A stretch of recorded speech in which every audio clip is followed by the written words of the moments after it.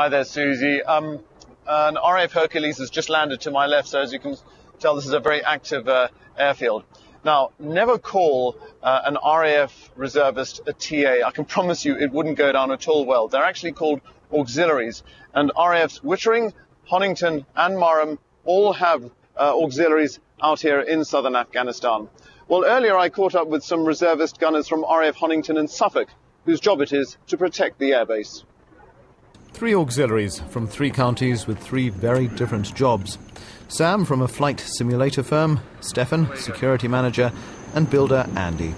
Oh yes, and their mates, who like a laugh.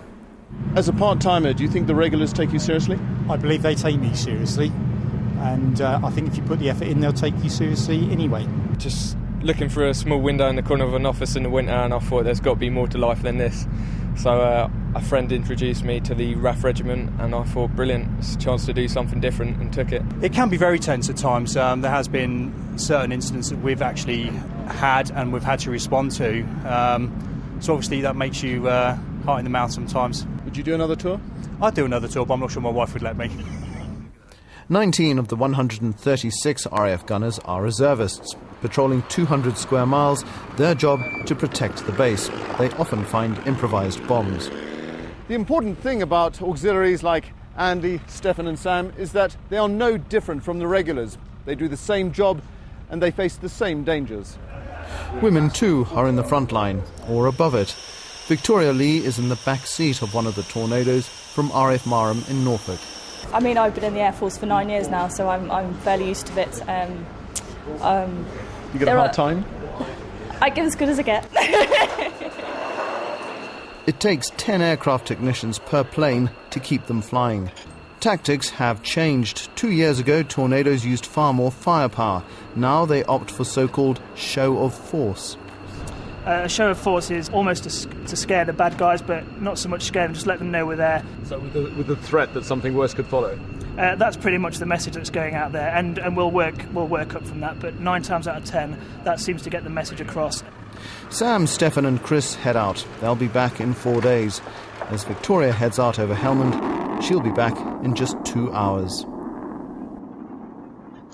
Well, tomorrow I'll have a report from Kabul, where I take a ride on the world's most dangerous taxi service.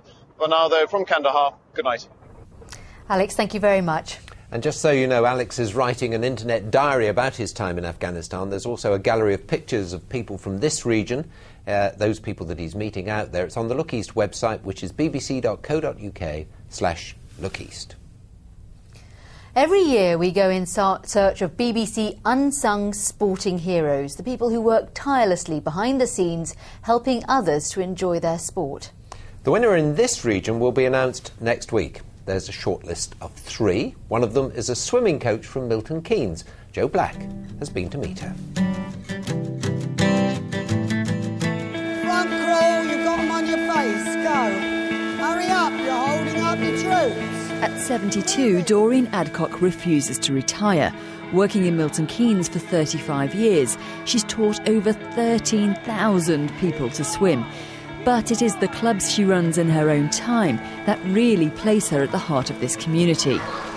Both Helen and Sandra's daughters have special needs. Finding swimming lessons to suit was a struggle.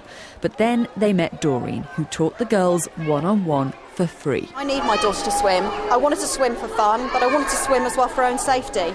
And, you know, Doreen has changed our lives, and as I said, and loads of other families. Every week around 200 children, some with disabilities, some from underprivileged backgrounds, are in the water with Doreen. When young Michael fell into the canal, he could save himself because of what he learned here. So I swam up carefully and safely, and then Mum and her friend Jude pulled me out. Doreen's clubs are so popular, there's a huge waiting list. They're inclusive and affordable because of the grants that she chases. She dedicates all of this time but takes no wages. All I want is the children to come, learn to swim, be happy in the water and enjoy it as much as I do. She does Milton Keynes proud, and that's why Doreen Adcoock is a nominee for our BBC Sports Unsung Hero of 2009.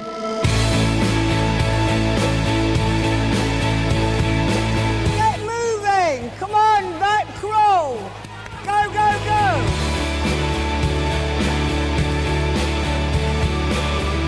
and people queuing up to come here because they've been taught to swim by Doreen. They want their children to come here as well. Yeah, absolutely amazing. And how many people do you meet these days who do something just for the love of it?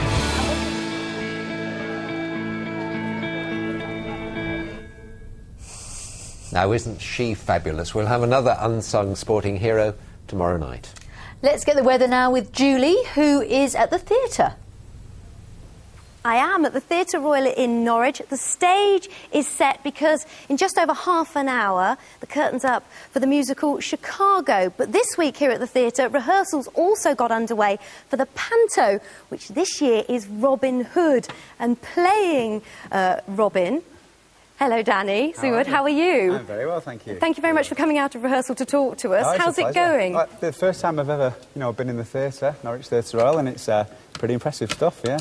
And anything you're really dreading about donning the green tights? Well, the green tights have always been a bit of a problem for me, especially with these legs. They're fitting all right, though. You've tried them. Yeah, they're all right. They're a bit too small, but maybe that's the plan. And merry men, oh yes, merry men behaving, are they? Yeah. Well, I mean, we've got the amazing Tony Slattery in this year's pantomime, and he was, if you remember from Whose Line Is It Anyway? Yes. He was, he's a brilliant actor, and he's got a lot of gags in this year's panto. So. Oh, fantastic. Very, very funny guy. Well, when can people come and see you? Well, we start on the 15th of December, go straight through to the 17th of January. So everybody come down to Norwich Theatre Royal and we'll have a good time this year. Brilliant. Well, I hope it goes really well. And again, thank you very much for coming out to rehearsal to chat to us. It's a pleasure. Now, today, it did feel quite Christmassy, didn't it? The first of the month, and also some, well, seasonal temperatures, only up to about 4 or 5 degrees Celsius in most places, but at least we got to see some sunshine. But rain is on the way. It's out to the west as I speak. So if we bring on the first chart, we'll see that rain pushing steadily eastwards over the next few hours, probably getting to the east coast by about midnight. Some of that rain a bit heavy and persistent for a time. Temperatures, well, they're at their lowest now, between now and about 9 o'clock, down to around freezing. So we may see a touch of ground frost, perhaps even a bit of ice. But for much of the night, these are the kind of temperatures we're looking at, between about 4 and 6 Celsius. And the wind's picking up to a moderate to fresh south to southeasterly. Now, the pressure chart for tomorrow, it shows that front draped over the east of the region, and it will slowly pull away eastwards. So tomorrow, as the chart shows, we start off cloudy with outbreaks of rain. Eventually, that rain becoming confined to the east for a time, so perhaps a bit brighter elsewhere, but still quite a lot of cloud around, and then more rain or showers pushing in from the southwest. But that cloud and rain means it's going to be a much milder day, highs of around 10 or 11 Celsius, so quite a few degrees up on today's values, and we'll see those south to southeasterly winds easing down through the day. As for the 5-day forecast, well, you can see some showers on Thursday and Friday, some of those on the heavy side, especially on Thursday.